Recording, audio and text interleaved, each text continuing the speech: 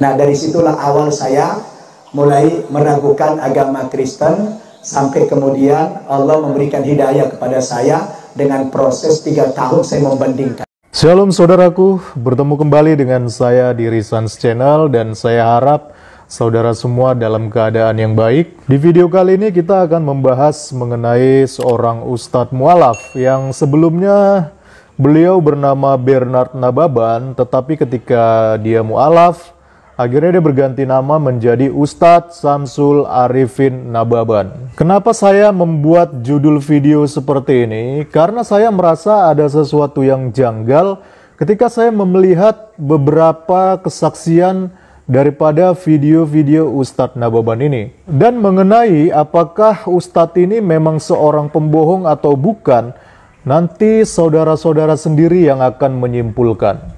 Saya sudah mengumpulkan beberapa video kesaksian Ustadz Nababan yang berubah-ubah isi daripada kesaksiannya. Mari kita simak bersama-sama. Kenapa saya masuk Islam? Ini panjang ceritanya.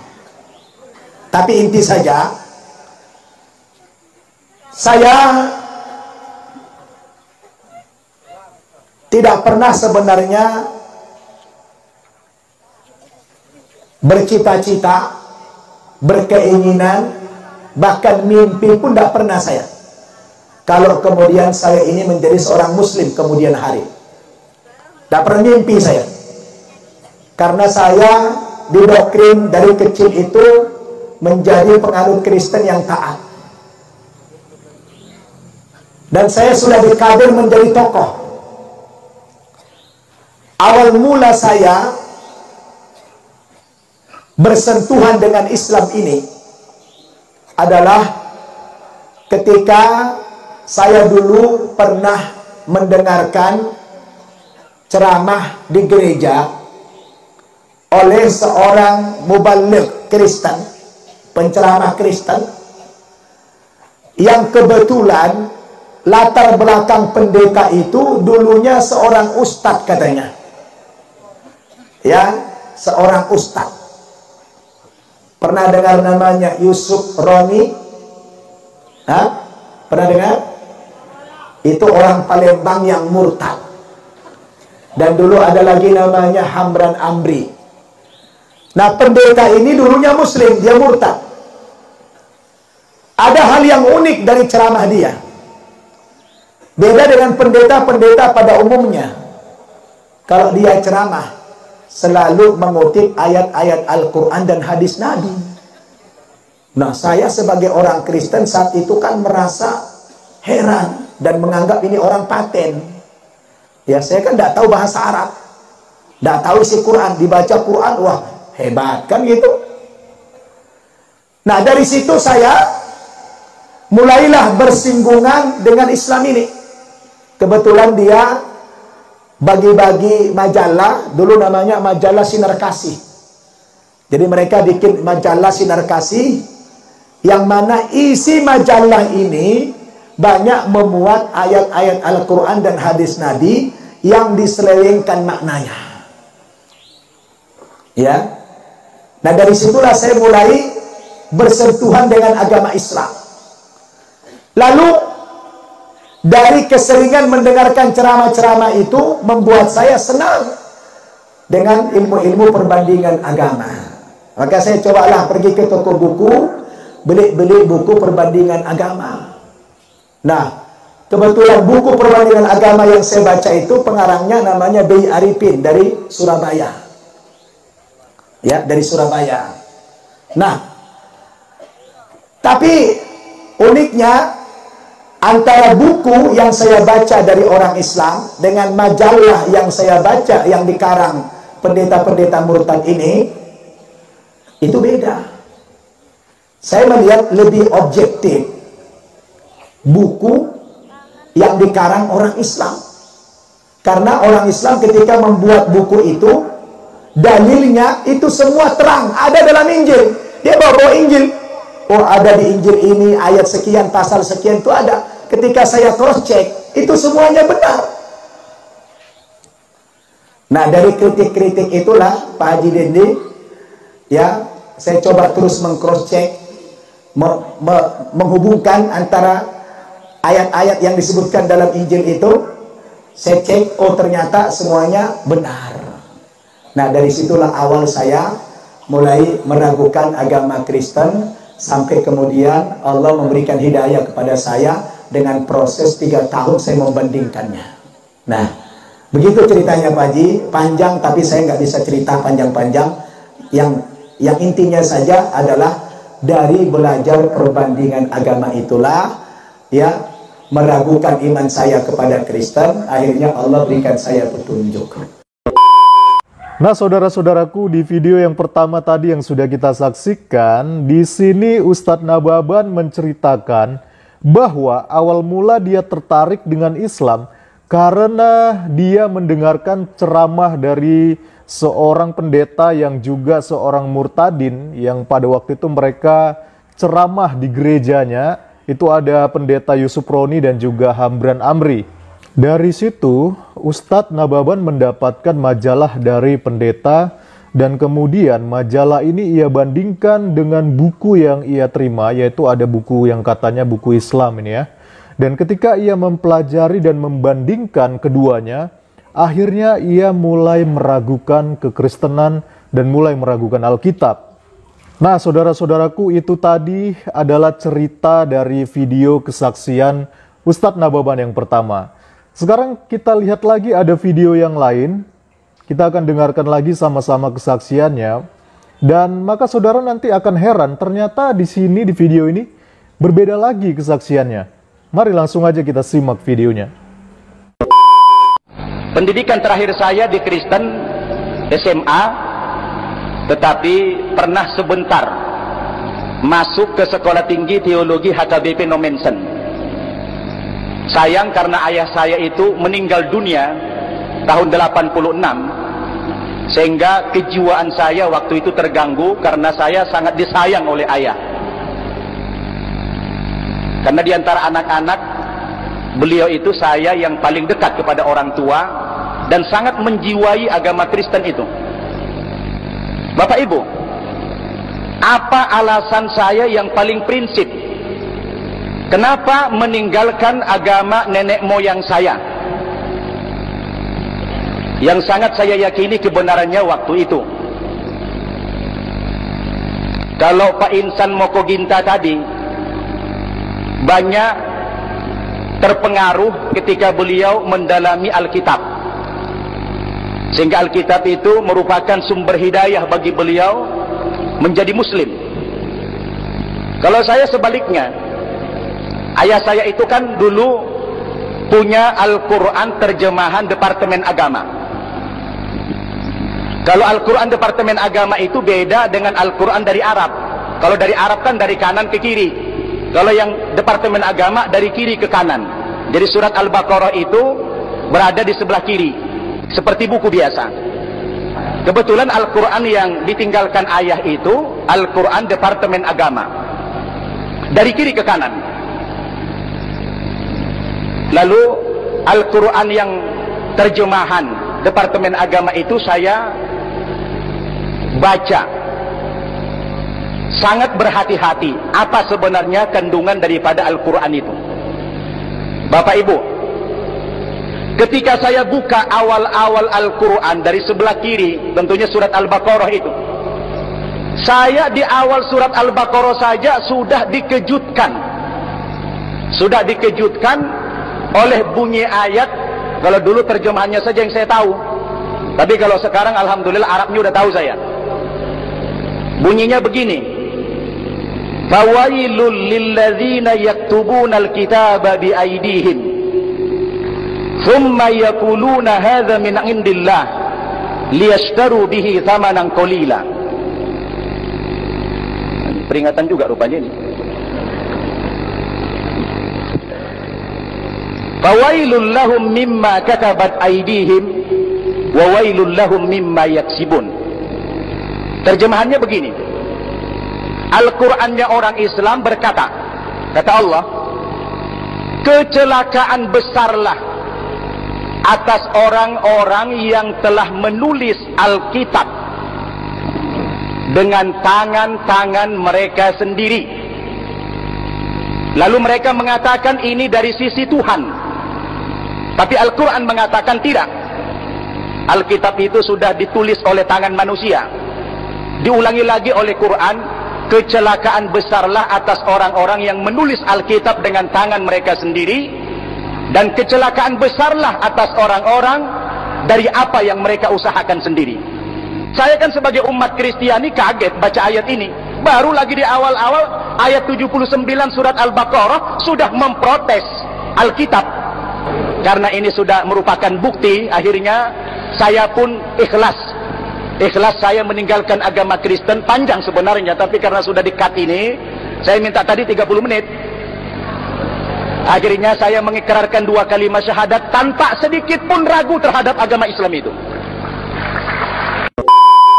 Nah teman-teman, kalau di video ini bedanya Ustadz Nababan mengaku mulai tertarik mengenal Islam setelah membaca Al-Quran milik bapaknya yang versi terjemahan Departemen Agama. Jadi kalau kita bandingkan dari video pertama tadi dan juga video kedua, maka kesaksiannya sudah tidak konsisten. Dan ternyata teman-teman, tidak berhenti sampai di situ, ada lagi nih video yang saya temukan yang ternyata juga kisahnya juga ada sedikit perbedaan. Mari langsung aja kita cek videonya. Menjadi seorang pendeta adalah harapan kedua orang tuanya, bermula dari rencana melakukan misi di perkampungan Muslim, berlanjut pada memenuhi tawaran dialog dengan para tokoh masyarakat Muslim, namun akhirnya kehendak Allah Subhanahu wa Ta'ala mengantarkan Bernard Nababan pada hidayah Islam. Bahkan ia akhirnya menjadi juru dakwah dalam agama Islam. Saya lahir di tebing tinggi Sumatera Utara 10 November 1966. Saya anak ketiga dari 7 bersaudara. Kedua orang tua memberi saya nama Bernard Nababan. Ayah saya adalah seorang pendeta gereja HKBP Huria Kristen Batak Protestan di Sumatera Utara. Sedangkan ibu seorang pemandu lagu-lagu rohani di gereja. Sejak kecil kami mendapat bimbingan dan ajaran-ajaran Kristiani. Orang tua saya sangat berharap salah seorang dari kami harus menjadi seorang pendeta. Sayalah salah satu dari harapan mereka. Kemudian saya disekolahkan di lingkungan yang khusus mendidik para calon pendeta, seperti Sekolah Pendidikan Guru Agama PGA Kristen, lalu berlanjut pada Sekolah Tinggi Teologi STT Nomensen, yaitu sekolah untuk calon pendeta di Medan. Di kampus STT ini saya mendapat pendidikan penuh. Saya wajib mengikuti kegiatan seminari. Kemudian saya diangkat menjadi evangelis atau penginjil selama 3 tahun 6 bulan pada gereja HKBP.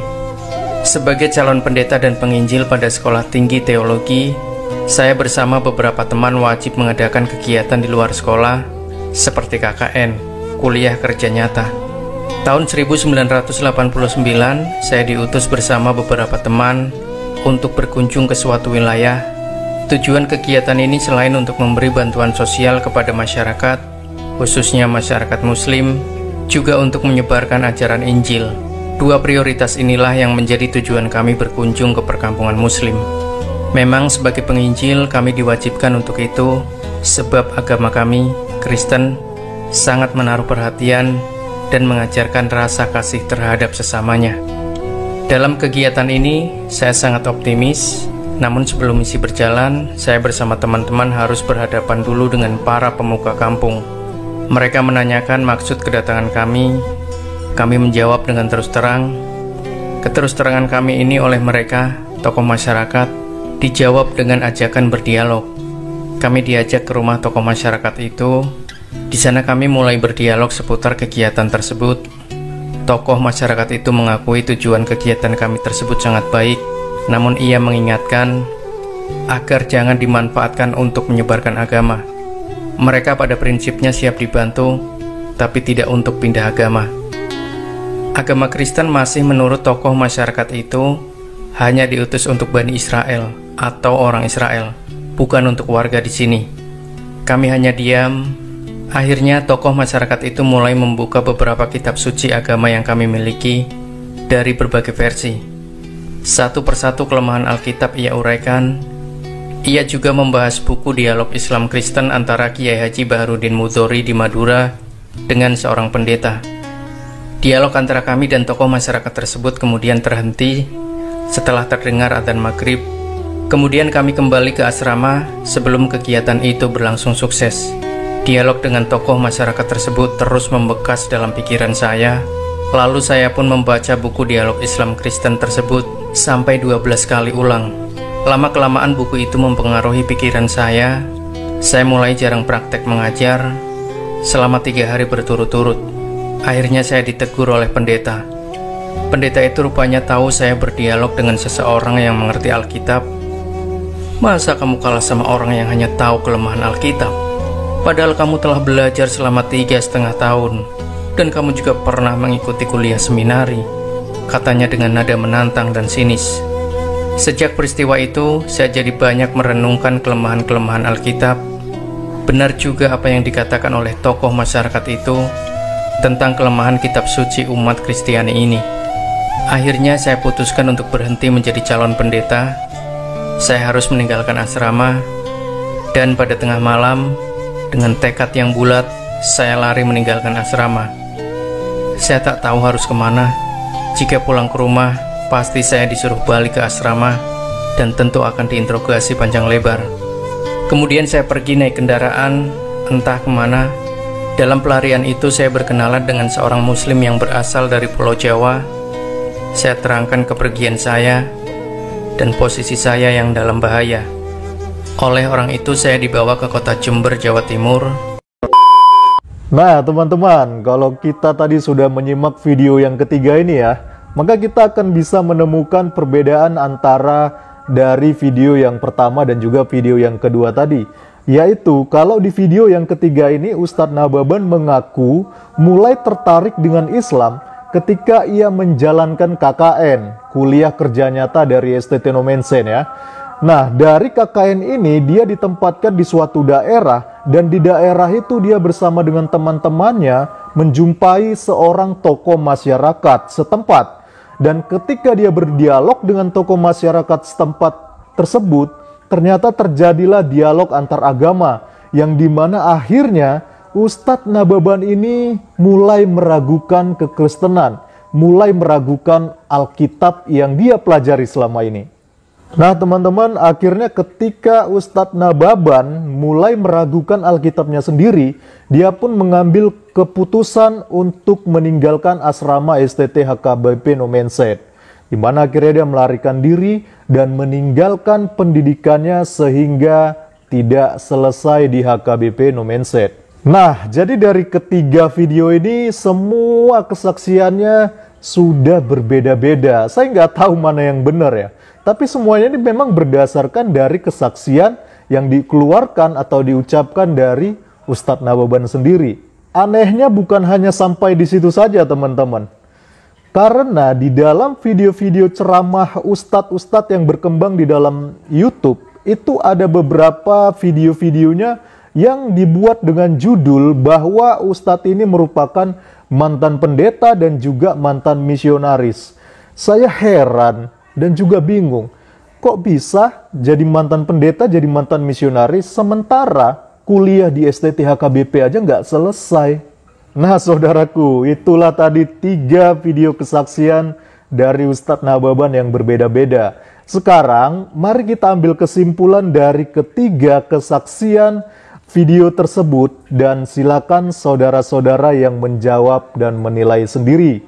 Saya akan buat dalam bentuk pilihan berganda. Silakan saudara yang menjawab di kolom komentar. Untuk pilihan berganda yang pertama, bagian A, Ustadz Nababan mu'alaf karena bermula dari mendengarkan ceramah pendeta Yusuf Roni dan juga Hamran Amri di gereja. Lalu pilihan berganda yang kedua, bagian B, Ustadz Nababan mu'alaf karena berawal dari membaca Al-Quran versi terjemahan Departemen Agama milik bapaknya. Lalu, pilihan berganda yang ketiga, bagian C, Ustadz Nababan mu'alaf berawal dari dialog dengan tokoh masyarakat setempat pada waktu menjalani KKN dari STT HKBP Nomenset. Dan pilihan yang terakhir, yaitu bagian D, Ustadz Nababan ini adalah seorang pembohong. Nah, sekarang silakan saudara sendiri yang menjawab dan menilai, menentukan pilihan di kolom komentar. Silakan tuliskan jawaban saudara-saudara. Silakan saudara-saudara sendiri yang mengambil kesimpulan dari ketiga video yang sudah saya paparkan tadi. Nanti bagi jawaban saudara-saudara yang benar dan memang terbukti ada bukti-buktinya, nanti saya berikan giveaway bagi saudara-saudara ya. Giveaway-nya nanti bagi yang bisa membuktikan jawaban yang benar, dapat odading Mang Oleh nanti. Odading Mang Oleh. Rasanya seperti Anda menjadi Iron Man. Terima kasih sudah menonton video ini. Tuhan Yesus memberkati.